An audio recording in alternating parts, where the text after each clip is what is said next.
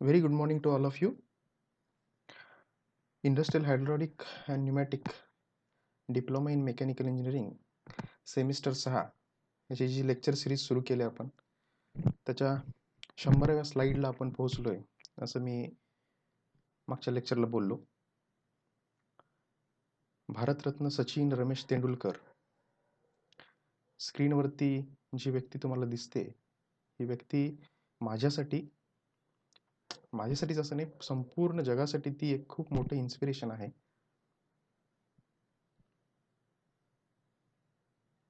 Moving towards our topic discussion about industrial hydraulic and pneumatic. मी शेवटच्या लेक्चरला जाता जाता तुम्हाला एक सोपा म्हणा अवघड म्हणा तुम्ही ठरवा, एक प्रश्न विचारला होता आणि मी बोललो होतो की त्याचं उत्तर तुम्हाला गुगलला सुद्धा भेटणार नाही. आणि प्रश्न मी विचारला होता 2+2 किती आणि 2+2 किती.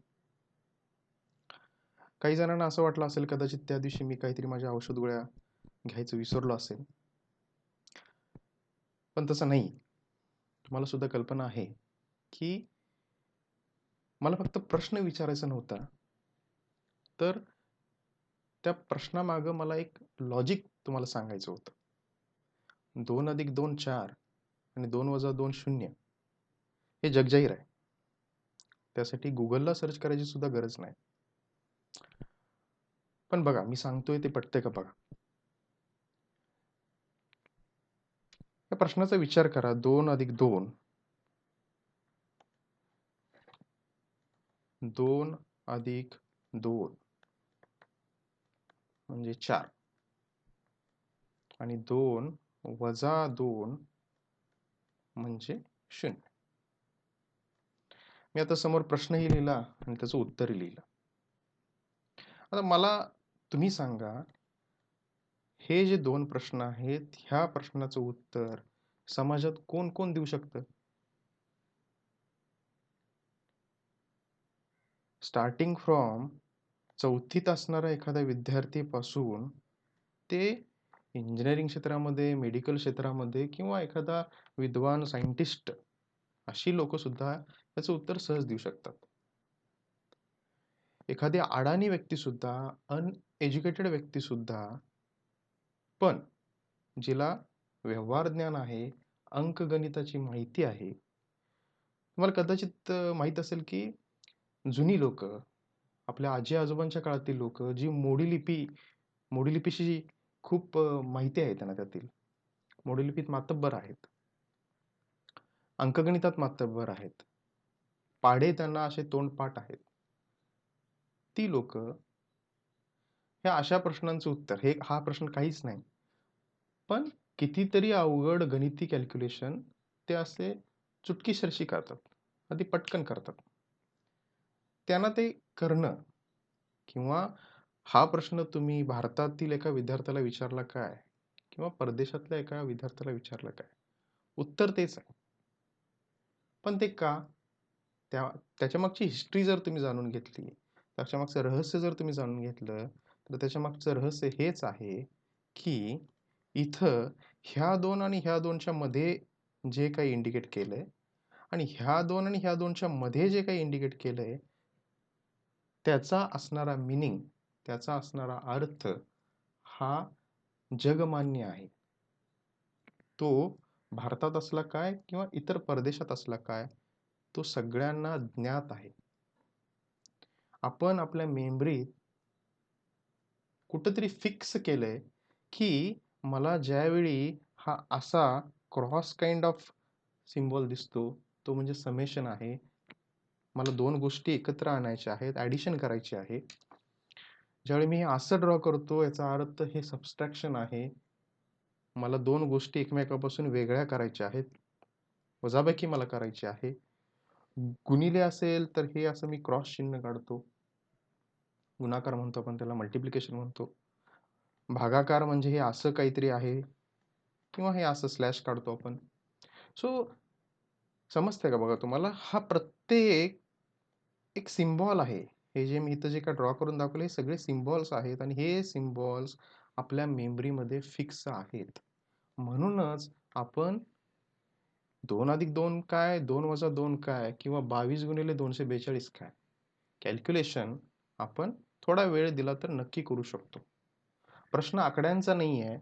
प्रश्न ह्या त्या 2 आकड्यांच्या मध्ये, अंकांच्या मध्ये जे काय नोटिफाय केलेलं आहे, जे दाखवलेलं आहे, त्याचा अर्थ आहे. 99 स्लाइड पूर्ण झाल्या. 100व्या स्लाइडला जाण्याच्या अगोदर मला तुम्हाला हेच सांगायचं होतं की काही गोष्टी ह्या हायड्रॉलिक आणि न्यूमॅटिक सब्जेक्टच्या बाबतीमध्ये जसं आपण अधिक, वजा, गुणाकार, भागाकार किंवा इतरही जे काही त्याच्याशी रिलेटेड सिम्बॉल्स असतील, जसे आपण आपल्या मेमरीमध्ये फिक्स केलेत, तसं हायड्रॉलिक सिस्टीम, न्यूमॅटिक सिस्टीम, त्याचे कंपोनंट्स, त्याचे सर्किट्स, त्याच्यासाठी असणारे ISO आणि ASME, सॉरी ISO आणि SAE, या 2 ऑर्गनायझेशननी जे सिम्बॉल ग्लोबली स्टँडर्डाइज केलेले आहेत, ते काहीही करून आपण आपल्या मेमरीमध्ये फिक्स केले पाहिजेत. तर आणि तरच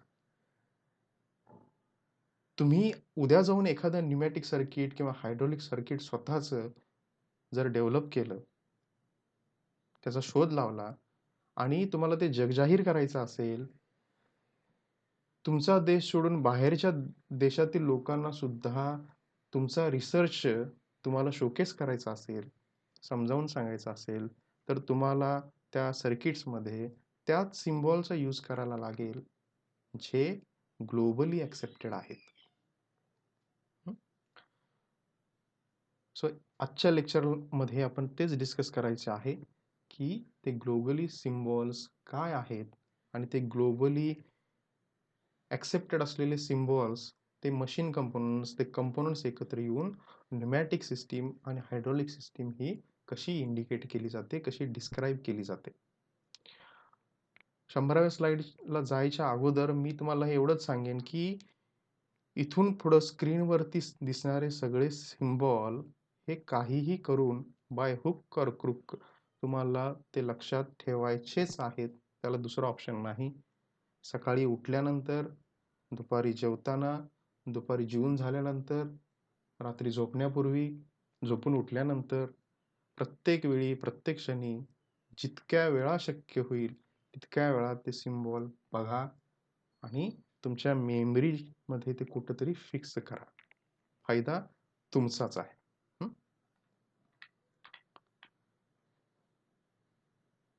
okay. Graphic symbols for hydraulic components. मला तुम्हाला हेही सांगायचं आहे की सिम्बॉलिक रिप्रेझेंटेशन हायड्रॉलिक कंपोनंटसाठी वेगळं आहे, सिम्बॉलिक रिप्रेझेंटेशन न्यूमॅटिकसाठी वेगळं आहे. मी जर काउंट बघितला तर हायड्रॉलिक सिस्टीमसाठी मला जवळपास असे 50 सिम्बॉल्स तुम्हाला स्क्रीनवरती दिसतील. सेम तशी न्यूमॅटिक सिस्टीमसाठी सुद्धा तुम्हाला 50 सिम्बॉल दिसतील. ईच अँड एव्हरी कंपोनंटचा सिम्बॉल आणि त्याचा मिनिंग मी फार कमी वेळात तुम्हाला नाही एक्सप्लेन करू शकत, नाही सांगू शकत. जसं जसं आपले युनिट्स पुढे जातील, जसं जसं सिलेबस पुढे जाईल, तसं तसं आपण ते डिटेलमध्ये बघू. आजच्या लेक्चरला फक्त त्याचं नाव आणि त्याचं सिम्बॉल कसा दिसतो किंवा त्याचा रिमार्क काय आहे, त्याचा अर्थ काय आहे, हे फक्त स्क्रीनवरती जसं दिसतं तसं समजून घ्यायचा प्रयत्न करा. इन डिटेल, इन डेप्थमध्ये आत्ता तरी जाण्याची काही गरज नाही. येणाऱ्या लेक्चरमध्ये ते आपण डिटेलमध्ये बघू. आता फक्त मी स्क्रीन स्क्रोल डाऊन करत जाईन, स्लाइड्स मी मूव्ह करत जाईन. तुम्हाला ते सिम्बॉलिक रिप्रेझेंटेशन बघायचं असेल व्यवस्थित तर तुम्ही व्हिडिओ पॉज करून बघू शकता. महत्त्वाचं हे काहीही करून ते लक्षात ठेवा. Okay. So here oil reservoir with filter tank, empty tank, filter, unidirectional fixed displacement, unidirectional variable displacement, bidirectional fixed displacement, bidirectional variable displacement.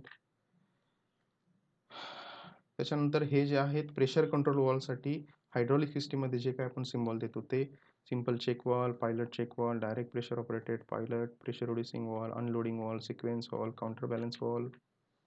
Then direction control वॉलसाठी specific 2x2 valve, 3x2 valve, 4x2 valve, 4x3 valve, 5x2 valve, 6x2 valve. Then flow control वॉलसाठी fixed throttle valve, variable flow control with check valve, pressure compensated, pressure and temperature compensated. Then ॲक्च्युएटरसाठी single acting with gravity return, double acting through rod, tandem cylinder, telescopic cylinder, unidirectional hydraulic motor, bidirectional hydraulic motor, limited rotary actuator. त्याच्यानंतर ॲक्युम्युलेटरसाठी deadweight type, spring loaded, gas charge, unloaded, heat exchanger, oil cooler, oil heater, flow meter. Then working line, flexible pipe, drain line, pilot line. हे बघा एकूण 46 symbols आहेत hydraulic सिस्टीमसाठी. आणि त्याच्यानंतर आता न्यूमॅटिक सिस्टीमसाठी, कॉम्प्रेसरसाठी unidirectional fix displacement, variable displacement, bidirectional fix delivery, bidirectional variable delivery, air receiver, moisture separator, water trap, automatic drain, filler with water trap, desiccator, FRL unit, separate symbols, filter, regulator, lubricator, combined symbol, direction control wall and flow control wall. It is same as hydraulic system. So direction control आणि flow control wall जे आपण hydraulic सिस्टीमसाठी दाखवले तेच representation इथे येतं, त्यामुळे इथं एक डॅश दिलेली आहे. Then special valves, shuttle valve, twin pressure valve, time delay valve, ॲक्च्युएटर्समध्ये cylinders symbol, double acting cylinder, adjustable cushioning, diaphragm cylinder, rolling diaphragm cylinder, turn cylinder, air motors, unidirectional fix displacement, unidirectional variable displacement, bidirectional fix displacement, bidirectional variable displacement, limited rotary air motor, and then other elements, pressure booster, muffler. So हे जवळपास असतील मला वाटतं 40 ते 50 symbols असतील pneumatic सिस्टीमच्या बाबतीत. काहीही करून तुम्हाला ते लक्षात ठेवायचे आहेत. There is no other option. फक्त ट्रिक किंवा युक्ती मी तुम्हाला एवढीच सांगू शकतो की काही करा, हे एक्झॅक्ट महत्वाचं, हे पिक्चर ग्लोबल आहे, आपल्याला ते तसंच काढलं पाहिजे, ते तसंच ड्रॉ केलं पाहिजे. त्यामुळं काय करा, इथं जे नेम ऑफ कंपोनंट दिलंय त्या नेम ऑफ कंपोनंटसाठी एक एक इमेज तुमच्या डोळ्यासमोर क्रिएट करा. प्रेशर बूस्टर म्हणजे प्रेशर इन्क्रीज होतं, मफलर म्हणजे नॉईज क्रिएट करतं. नाव आणि त्याची इमेज तुम्ही वारंवार बघितली पाहिजे. स्वतःचं काहीतरी वेगळं लॉजिक त्याच्यात डेव्हलप करा. ते काही असू शकतं, व्यक्तीनुसार ते बदलू शकतं. तुम्ही जर एक गोष्ट ऑब्झर्व केली असेल तर मी माझ्या प्रेझेंटेशनमध्ये मॅक्सिमम फोटोज टाकायचा प्रयत्न करतो. का? त्यामुळं काय होतं की मी एक्सप्लेनेशन द्यायच्या अगोदरच एक तुमचं स्वतःचं जग तो फोटो बघून तयार होतं, तुमचं स्वतःचं इमॅजिनेशन डेव्हलप होतं, आणि त्याच्यानंतर मग मी जे एक्सप्लेनेशन देतो ते एक्सप्लेनेशन त्या फोटोशी कोरिलेट झालं की ते अजून जास्त चांगलं समजतं. हा माझा पॉईंट ऑफ व्ह्यू आहे. तसं तुमचा पॉईंट ऑफ व्ह्यू वेगळा असू शकतो. तुम्ही देखील काय करा, तुमचं लॉजिक वापरा, काही हरकत नाही. पण ॲट द एंड आउटपुट आपल्याला हे पाहिजे की हायड्रोलिक सिस्टीमसाठी आणि न्यूमॅटिक सिस्टीमसाठी कुठल्या कंपोनंटसाठी काय नाव आहे आणि त्याचं करस्पॉन्डिंग सिम्बॉल का आहे, as per ISO and SAE grade किंवा जे काही स्टँडर्ड, ग्लोबल स्टँडर्ड आहे त्या स्टँडर्डनुसार काय सिम्बॉल आहे त्याचा, हे तुमच्या मेमरीमध्ये फिक्स झालं पाहिजे.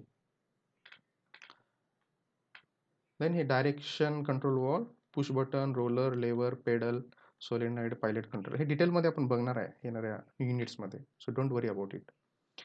Then symbolic layout of oil hydraulic system. तुम्हाला आठवत असेल तर जनरल लेआउट ऑइल हायड्रोलिक सिस्टीमसाठी कसं असतं हे आपण लेक्चर 1 और 2 मध्ये बघितलं असणार आहे. तिथं ते आपण स्टडी केलेलं आहे. इथं जे दाखवलेलं आहे हे representation by using only symbols आहे. ओनली सिम्बॉल्स आहे. एक प्रकारची सर्किट डायग्रॅम आहे. ही सर्किट डायग्रॅम काय आहे, कशी वर्क होते, हे इन डेप्थ मध्ये आपण पुढे बघणार आहे. Don't worry, right now don't worry. Reservoir, filter, pump, motor, shut off valve, direction control valve, double acting cylinder, pressure relief valve, pressure gauge, flow control valve, हे नाव, त्याचं लेटर, ते इथं कुठं कसं लोकेट केलेलं आहे, त्याचं लोकेशन काय कसं आहे ते बघा, ते लक्षात ठेवायचा प्रयत्न करा. ही झाली ऑइल हायड्रोलिक सिस्टीमच्या बाबतीतली सर्किट डायग्रॅम.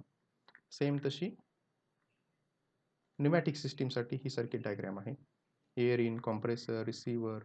सगळ्यात महत्त्वाचं ह्या डायग्रामकडे बघून हे लक्षात ठेवा की कुठला कंपोनंट कुठं लोकेट केलेला आहे, कुणाच्या अगोदर केलेला आहे, कुणाच्या नंतर केलेला आहे, त्याच्या फंक्शननुसार त्याची फंक्शनॅबिलिटी डोक्यात घ्या, विचारात घ्या, जेणेकरून त्याचा उपयोग तुम्हाला होईल की डायग्राम काढताना तुम्ही चुकणार नाही, मिसमॅचेस होणार नाही. So this is regarding with hydraulic pneumatic circuit symbols and their standard representation. ते काय आपण कसं करतो ते आपण या लेक्चरमध्ये बघितलं, स्टडी केलं. सो मी इथं थांबतो. येणाऱ्या लेक्चरमध्ये आपण जे आपलं शेवटचा पॉईंट ऑफ डिस्कशन आहे, hazards in industrial hydraulic and pneumatics, कोणकोणते हजार्ड्स आहेत आणि त्याच्यासाठी आपण कोणकोणती सेफ्टी, तो धोका होऊ नये म्हणून काय काळजी घेतली पाहिजेत, याच्याबद्दलचं जे काय डिस्कशन आहे ते आपल्या शेवटच्या सब टॉपिकमध्ये तिथं आपण ते डिस्कशन करू. सो मी इथं थांबतो. धन्यवाद. थँक्यू.